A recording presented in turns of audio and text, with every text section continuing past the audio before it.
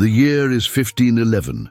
The salty breeze whips across the weathered deck of a Portuguese merchant vessel as it cuts through the Indian Ocean waters.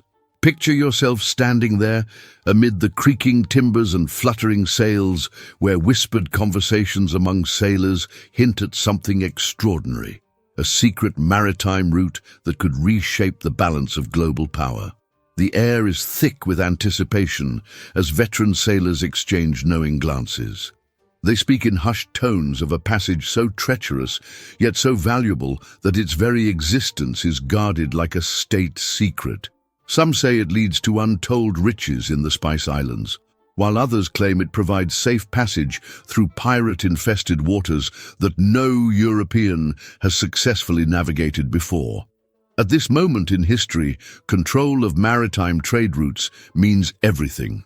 The Portuguese crown has already established its presence from Africa to India, but rumors persist of even more lucrative paths unknown to European powers. These whispers speak of routes used by Arab traders for centuries, passages that could bypass established checkpoints and cut months off journey times to the richest trading ports in the East. What if these secretive waterways could allow a single nation to dominate the spice trade completely? What if a hidden route could help circumvent the powerful sultanates that control key straits and passages? The stakes couldn't be higher. Whoever controls these routes controls not just wealth, but the power to shape the destiny of nations. In the dim light of oil lamps below deck, experienced captains pore over charts marked with cryptic symbols and annotations in Arabic, Persian, and Malayalam. These are not the clean official maps of the Portuguese cartographers, but rather smuggled documents hinting at alternative passages through treacherous reefs and dangerous currents, promising shortcuts to the most coveted ports in Asia. The question that haunts every sailor's mind is as relevant today as it was 5 centuries ago. Could there exist maritime pathways so strategically vital that their discovery would completely transform the global balance of power? As you stand on that creaking deck in 1511, the answer to this question could change the course of history itself. "Land ho!" echoes across the deck, but these Portuguese navigators sailing the Indian Ocean in 1507 seek something far more precious than new territories. Their true quest lies in the mysterious water routes that no contemporary map dares to fully reveal, passages that could hold the key to maritime supremacy in the East. The dawn of the 16th century marks the zenith of the Age of Discovery, where every nautical mile conquered represents an intricate web of power, wealth, and closely guarded knowledge. Here in the vast expanse of the Indian Ocean, where ancient trading networks have thrived for millennia, Portuguese caravels cut through waves that have carried countless secrets of Arab, Indian, and Chinese merchants. The year 1507 is particularly significant. It's a time when Portugal's maritime empire stands at a crucial crossroads. The Portuguese have already rounded the Cape of Good Hope and established their presence in the Indian Ocean, but they're still outsiders in a complex trading network that has operated for centuries. Every captain knows that the official charts tell only half the story. The real prizes are the hidden routes, passages through treacherous straits, safe harbors unknown to European vessels, and shortcuts that could slash weeks off traditional journey times. In these waters, knowledge is measured not just in maps and charts, but in whispered conversations in ports from Calicut to Malacca. The real navigation secrets are passed down through generations of local pilots, each adding their own layer of expertise to an already intricate tapestry of maritime knowledge. These are the true treasures the Portuguese seek, not gold or spices, but the very routes that carry them. The stakes couldn't be higher. At this precise moment in history, mastering these secret passages could mean the difference between controlling the spice trade and being shut out entirely. Every successful voyage that uncovers a new route or confirms a rumored passage adds another piece to the grand puzzle of Indian Ocean navigation. As Portuguese vessels prowl these ancient waters, they're not just sailing ships, they're floating intelligence-gathering operations, each captain adding to a growing repository of navigational secrets that would eventually help establish one of history's first truly global empires. They're living through a moment that would forever alter the course of maritime history, though they might not yet realize the full magnitude of their endeavors. Standing on the deck of such a ship in 1507, you would be witnessing one of history's most pivotal transitions, the moment when centuries-old trading networks began to give way to European maritime dominance, forever changing the balance of global power. Want to discover how this moment changed the course of history forever? Hit the bell, like and subscribe to Modern Age Chronicles to embark on this unique journey through the modern age. Afonso de Albuquerque stands as one of history's most formidable maritime strategists, earning the titles the Great and the Caesar of the East. As the second governor of Portuguese India from 1509 to 1515, he transformed Portugal's presence in the Indian Ocean from a fragmented network of coastal outposts into a dominant maritime empire. His leadership was defined by an unparalleled strategic vision, innovative administrative policies, military prowess, and diplomatic acumen, all of which reshaped the dynamics of power in the region.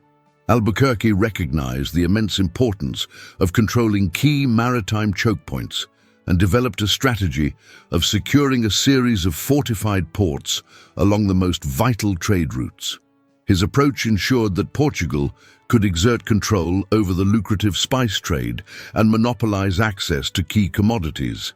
His military campaigns led to the capture of Goa in 1510, which became the cornerstone of Portuguese power in the region. He further solidified Portuguese influence with the conquest of Malacca in 1511, effectively gaining control over the crucial trade routes between the Indian Ocean and the South China Sea. His failed attempt to seize Aden in 1513 demonstrated his long-term ambition to command the entrance to the Red Sea and disrupt Arab trade with the Mediterranean. Beyond military conquest, Albuquerque introduced administrative policies that sought to integrate local populations into the Portuguese system. He encouraged intermarriage between Portuguese settlers and local women, a practice aimed at securing local loyalty and fostering a new, mixed-race Portuguese-Asian population. He also developed an extensive intelligence network that spanned major Asian ports, allowing him to anticipate the movements of both allies and rivals. Unlike many European colonial administrators, he established a governance system that to some extent transcended racial barriers, granting positions of power based on merit rather than solely on Portuguese heritage. Albuquerque's military expertise was revolutionary for naval warfare in the Indian Ocean. He pioneered new naval tactics that combined European firepower with an understanding of the region's monsoon-driven maritime conditions. His fortifications, such as those in Goa and Malacca, were adapted to tropical climates and designed to withstand both land and sea attacks. He also refined siege tactics for coastal strongholds, enabling the Portuguese to dominate crucial ports with relatively small forces. Diplomatically, Albuquerque understood the necessity of forming alliances with local rulers to maintain stability and facilitate trade. He cultivated relationships with the Persian Shah and sought Ethiopian support against the Mamluks, recognizing the strategic potential of counterbalancing regional powers. His ability to navigate the complex political landscapes of Asia allowed Portugal to integrate into existing trade networks rather than simply imposing direct rule. The established Arab and Indian trading networks in the Indian Ocean had operated for centuries, developing extensive commercial, navigational, and information-sharing systems that allowed merchants to thrive across vast distances. These traditional trading houses were often family-based enterprises that functioned across multiple generations, supported by extensive credit networks and sophisticated risk-sharing mechanisms. Their maritime expertise, honed over centuries, enabled them to navigate monsoon winds, identify safe harbors, and chart coastal hazards using traditional star navigation techniques. Merchants relied on vast information networks to monitor market fluctuations, share intelligence on trade routes, and protect their economic interests. These networks included informants in major ports, secret communication systems between trading houses, and sophisticated price monitoring strategies that allowed them to adjust their commerce dynamically. Their cultural adaptability was another key factor in their success, as they operated across linguistic, religious, and ethnic boundaries, fostering intricate social connections that facilitated trade and diplomatic maneuvering. In response to Portuguese expansion, Arab and Indian merchants employed a combination of resistance strategies. Some actively coordinated with local rulers to resist Portuguese incursions, while others strategically relocated trading routes to circumvent Portuguese-controlled ports. They manipulated prices to undercut Portuguese profits and maintained parallel trading networks beyond Portuguese influence.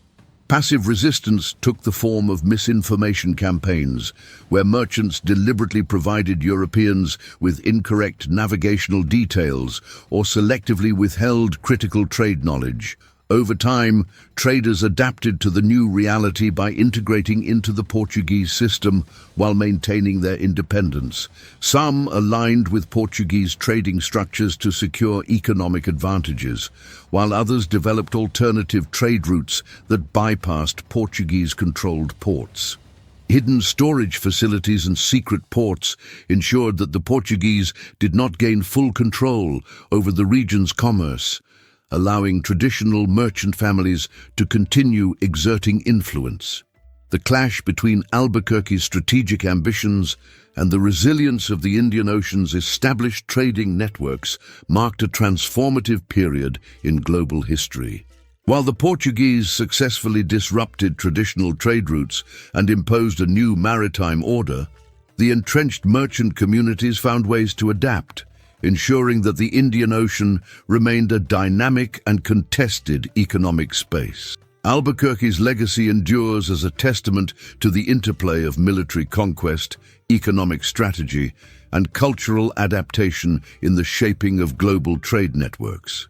This complex interplay between Albuquerque's strategic vision and the established merchant networks created a dynamic period of maritime history that would reshape global trade patterns for centuries to come. The tension between European military power and Asian commercial expertise became a defining characteristic of the early modern period in the Indian Ocean region. Life aboard a 16th-century Portuguese vessel was a sensory assault that defined the maritime experience of the Age of Discovery. The deck of a Portuguese caravel or carrack was a world unto itself, where every smell, sound, and sight told a story of maritime survival and determination. The pervasive scent of tar permeated everything, a necessary evil that sealed the wooden hull against the relentless sea. Fresh tar mixed with the salty air and the musty odor of perpetually damp wood, creating that distinctive ship smell that clung to sailors' clothing long after they reached shore. The wooden planks beneath the crew's feet, constantly wet from sea spray and morning dew, released a particular maritime aroma that melded with the hemp ropes and canvas sails. The symphony of nautical sounds created an endless backdrop to shipboard life. Rigging lines whistled and hummed in the wind, while loose ropes slapped rhythmically against the masts. The wooden hull creaked and groaned as it worked against the waves, creating a continuous conversation between wood, wind, and water. The constant flapping of the heavy canvas sails, mixed with the calls of seabirds and the shouts of sailors working aloft in the rigging. The crew themselves were living testament to the harsh maritime life. Their clothing, originally sturdy wool and linen, became salt-stained and sun-bleached, hanging in tatters after months at sea. Their faces told stories of endless days under the tropical sun, deeply tanned and weathered, with eyes perpetually squinting against the glare off the water. Calloused hands and bare feet gripped the deck with the sureness that came only from years at sea. Navigation was an art form that combined rudimentary instruments with experience and intuition. The astrolabe, a brass disc hung vertically, allowed navigators to measure the altitude of the sun or stars, while the quadrant served a similar purpose but was often more precise in skilled hands. These measurements, combined with dead reckoning and careful observation of wind, waves, and wildlife, guided vessels across vast oceanic expanses. Daily life aboard ship revolved around a monotonous diet that tested both body and spirit. Salt cod formed the backbone of shipboard sustenance, supplemented by hard biscuits that often harbored weevils and required soaking in liquid to be edible. These biscuits, known as hardtack, could last for months, but were about as palatable as the wooden planks they sailed on. Sailors would often eat in the dark to avoid seeing the insects that had made homes in their food. Water storage presented a constant challenge that could mean the difference between life and death. Stored in wooden casks, the water would gradually turn foul, becoming green with algae and filling with slime. By journey's end, sailors would have to close their eyes and hold their noses to drink what remained. Wine, when available, was often a safer alternative. Disease stalked these wooden worlds like an invisible predator. Scurvy, the notorious killer of sailors, would begin its insidious work after weeks without fresh fruits or vegetables. Gums would bleed, old wounds would reopen, and men would waste away in plain sight of their shipmates. Other afflictions like dysentery, caused by contaminated water and food, could sweep through a crew like wildfire. The humid, crowded conditions below deck created perfect breeding grounds for various infections and parasites. These harsh conditions forged a unique maritime culture, where survival depended on both individual toughness and collective cooperation. Every sailor knew that their life might depend on the skill and alertness of their shipmates, creating a brotherhood born of shared hardship and mutual dependence. The Portuguese sailors who first mapped these secret maritime routes didn't just battle foreign powers and rival traders. They fought daily against the fundamental challenges of surviving at sea in an age when every voyage was an adventure into the unknown. The story of the Malacca Strait's secret maritime routes unfolds like an intricate tapestry of ambition, conflict, and transformation that forever altered the course of global trade. In the early 1500s, Portuguese merchants found themselves trapped in a frustrating paradox. Despite having reached the coveted Asian markets, they remained outsiders in a sophisticated trading network controlled by Arab, Chinese, and Gujarati merchants. The established routes through the Malacca Strait were heavily monitored, taxed, and controlled by local sultanates. Portuguese vessels faced not only excessive duties, but often outright hostility.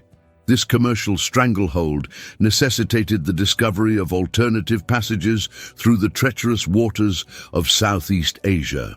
Albuquerque's response to this challenge showcased the brilliance of his strategic mind. Rather than accepting the status quo, he initiated a comprehensive intelligence gathering operation that would make modern spy agencies proud. He recruited local pilots through a combination of coercion and generous payment, extracted information from captured merchants, and sent disguised Portuguese sailors to gather intelligence about lesser-known passages through the archipelago.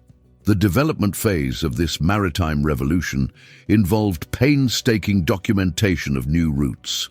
Portuguese cartographers worked in secret, creating detailed charts that marked hidden channels, dangerous reefs, and safe harbors. Albuquerque established a network of informants in ports across the region, gathering information about seasonal weather patterns, local political dynamics, and the movement of rival merchants. The operation reached its climax in a series of confrontations that would reshape Asian maritime trade. Local merchants and rulers suddenly found their monopoly on navigational knowledge crumbling. Portuguese ships began appearing in unexpected places, bypassing traditional checkpoints and establishing new trading relationships directly with previously isolated ports. The reaction was swift and violent. Malaccan forces, supported by their Arab and Gujarati allies, attempted to blockade these alternative routes, leading to fierce naval battles in narrow, reef-strewn channels. The climactic struggle for control of these secret passages culminated in several key engagements where Portuguese naval superiority clashed with local knowledge of the waters. Native pilots, fighting to protect centuries-old trading privileges, employed sophisticated tactics using tidal patterns and hidden shoals to their advantage. However, Portuguese adaptation to these challenges, combined with their superior firepower, gradually turned the tide. The resulting transformation of global commerce was profound and irreversible. The Portuguese establishment of a parallel system of maritime routes effectively broke the monopoly of traditional trading powers. This new network bypassed established toll points, created direct links between producers and European markets, and fundamentally altered the balance of power in the Indian Ocean trading system. From the Portuguese perspective, this was a triumph of determination and strategic planning. They viewed their actions as legitimate expansion of commerce and saw themselves as liberators, breaking up oppressive local monopolies. Their chronicles celebrated the clever navigation of unknown waters and the establishment of new trading relationships as achievements of human ingenuity and courage. The local trading communities, however, experienced this transformation as an existential catastrophe. Centuries-old business networks were disrupted, traditional knowledge lost its economic value, and ancient trading houses found themselves increasingly marginalized. Their resistance took many forms, from armed confrontation to economic sabotage. But the momentum of change proved unstoppable. The global economic impact reverberated far beyond the immediate region. Prices of Asian commodities in European markets began to shift as new supply routes opened up. Traditional middlemen in the Middle East saw their profits decline. New winners and losers emerged in the global marketplace as trade patterns realigned around these newly charted waters. The discovery and exploitation of secret routes through the Malacca Strait stands as a pivotal moment in maritime history. It demonstrated how control of geographical knowledge, combined with naval power, could reshape global economic systems. The repercussions of these changes continue to influence international trade routes and global economic relationships to this day, making the Malacca Strait one of the most strategically important waterways in the modern world. This complex historical episode reveals how technological advancement, strategic thinking, and control of crucial maritime choke points can fundamentally alter the global balance of power. The story of these secret routes serves as a reminder that geographical knowledge, often taken for granted in our GPS age, once held the power to reshape the entire world's economic structure. The historical record of secret maritime routes in the Indian Ocean comes to us through a fascinating array of primary sources, archaeological findings, and scholarly debates that continue to intrigue historians today. The Torre do Tombo National Archive in Lisbon houses what might be the most valuable collection of primary sources regarding these secret maritime routes. Albuquerque's detailed correspondence with King Manuel I of Portugal. These letters, written between 1507 and 1515, provide unprecedented insights into the strategic thinking behind Portuguese maritime expansion.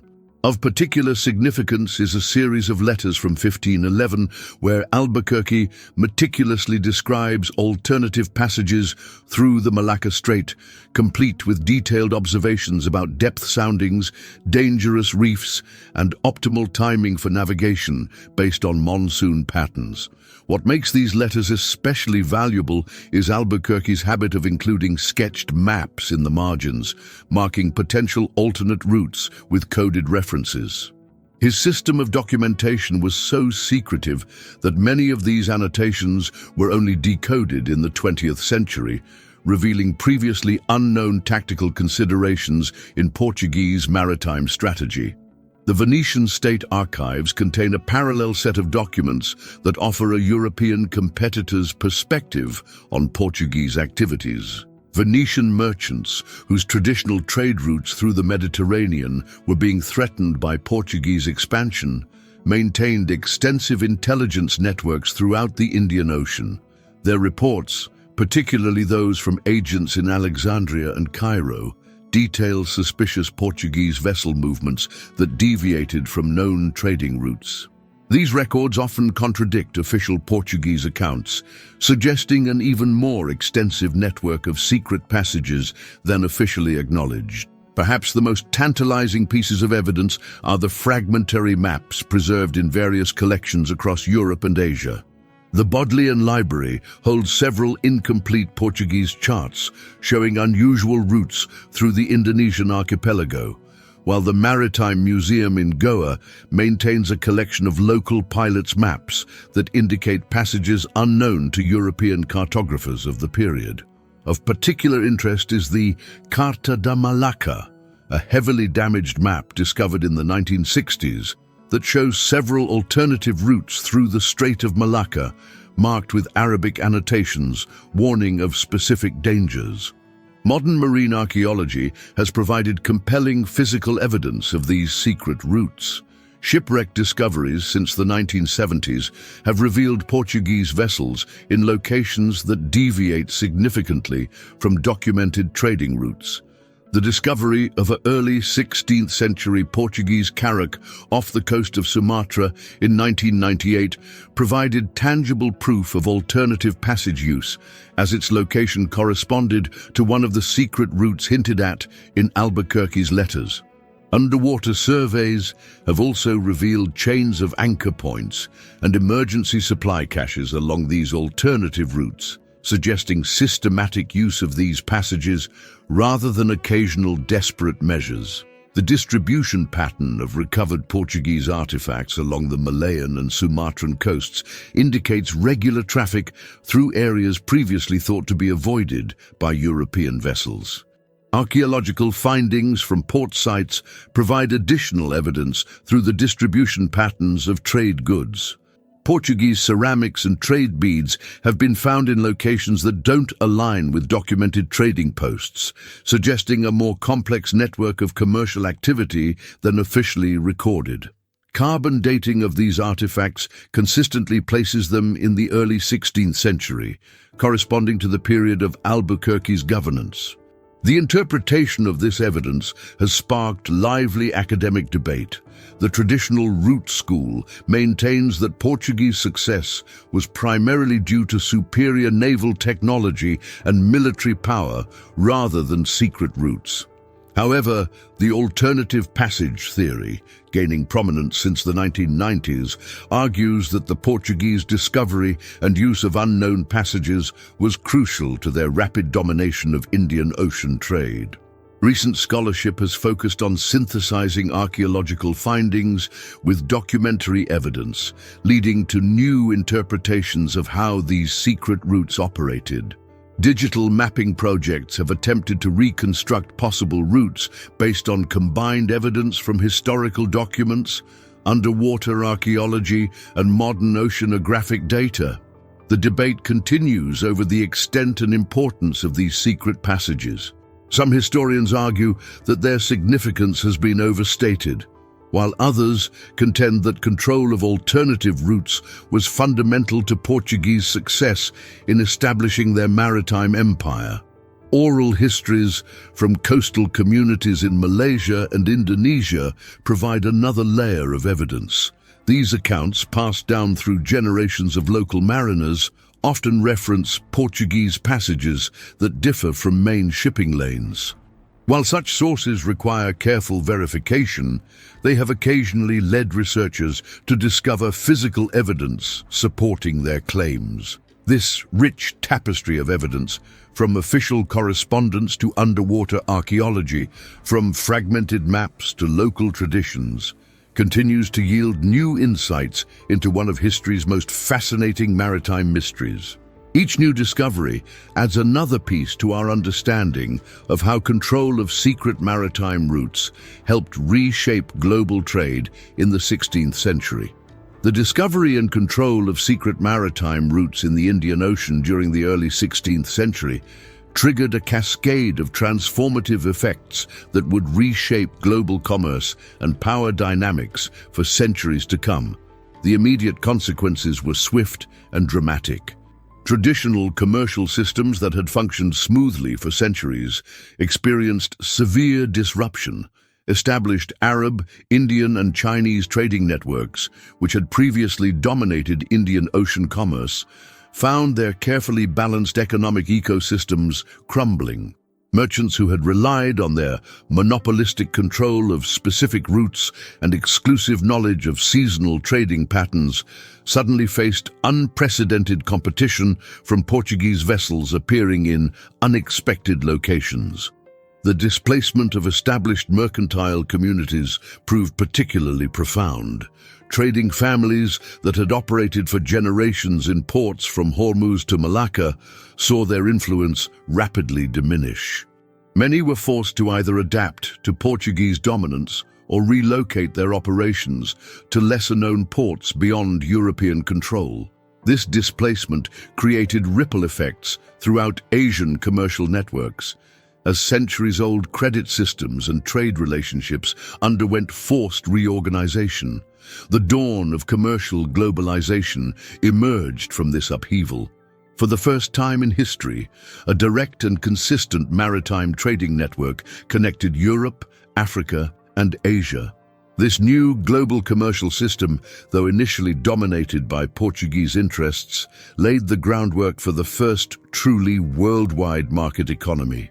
Prices in Lisbon began directly affecting markets in Malacca, while commercial decisions made in Goa impacted trading conditions in Venice. The long-term impacts proved even more significant. The balance of economic power shifted decisively toward European maritime nations. Portugal's success in controlling these routes demonstrated that naval power, combined with geographical knowledge, could overcome even well-established commercial systems. This lesson would not be lost on other European powers, setting the stage for centuries of maritime competition. The foundations of European colonial dominance in Asia were laid during this period.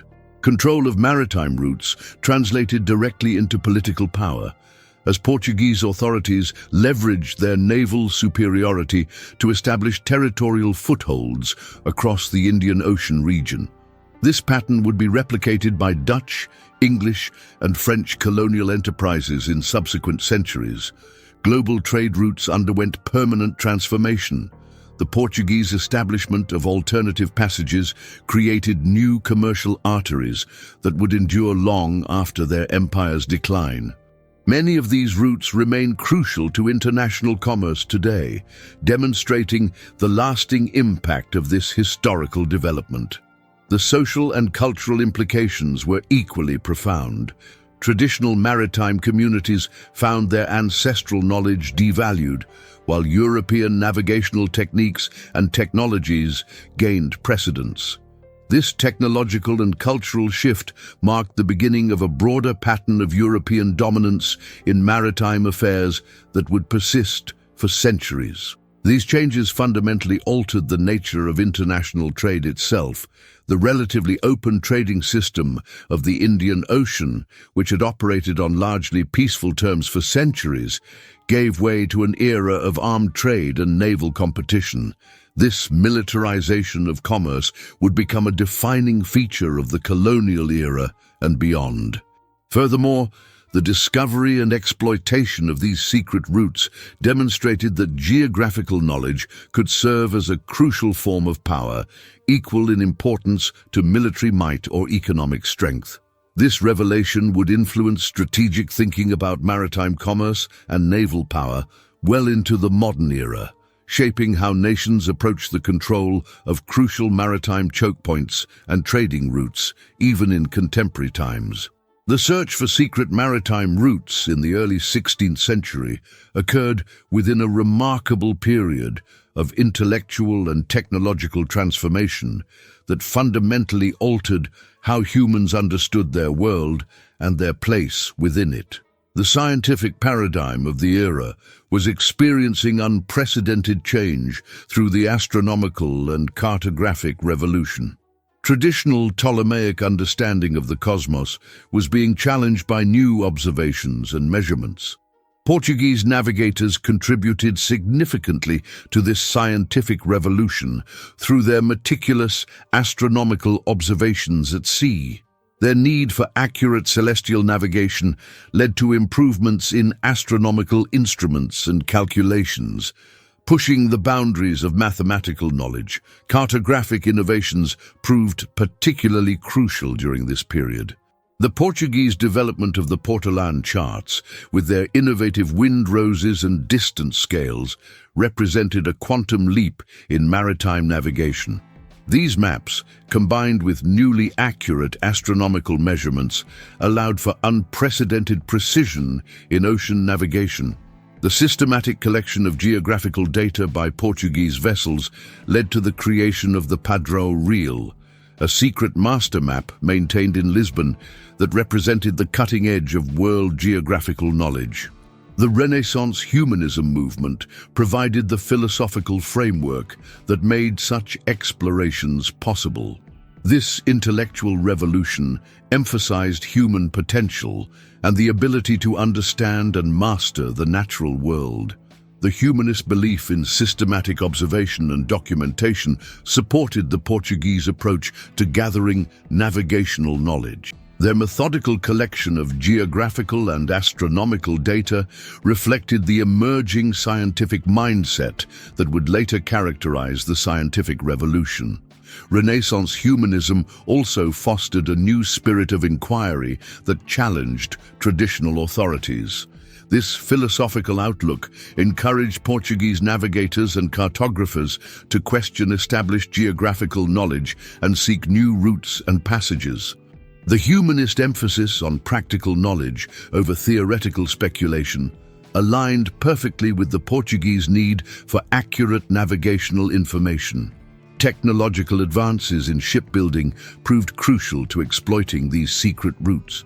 Portuguese shipwrights developed the caravel, a revolutionary vessel design that combined unprecedented maneuverability with excellent seaworth-coming capabilities. These ships featured innovative hull designs and rigging systems that allowed them to sail closer to the wind than previous vessels. The development of new caulking techniques and improved wood preservation methods extended the operational range of Portuguese vessels, making long-distance ocean navigation possible. Naval technology advanced rapidly during this period. Improvements in rudder design enhanced ship control, while innovations in sail configuration allowed vessels to better handle diverse wind conditions. The Portuguese also developed new techniques for strengthening hull construction, enabling their ships to better withstand the extreme conditions encountered in ocean navigation. The forced cultural exchanges resulting from these maritime discoveries created unprecedented interactions between European, African, and Asian civilizations. Portuguese sailors encountered sophisticated navigational techniques from Arab, Indian, and Chinese mariners, leading to a synthesis of navigational knowledge. This technical exchange, though often occurring under conditions of conflict or coercion, resulted in significant advances in maritime technology and technique. The Portuguese establishment of trading posts and fortified positions created nodes of cultural interaction that facilitated the exchange of knowledge and ideas. Local navigational expertise was collected and incorporated into Portuguese maritime knowledge, while European technical innovations spread to indigenous maritime communities. This process, though often marked by violence and exploitation, resulted in the creation of new hybrid maritime cultures along the Indian Ocean trading routes. The development of translation capabilities and cross-cultural communication systems became crucial for maritime operations.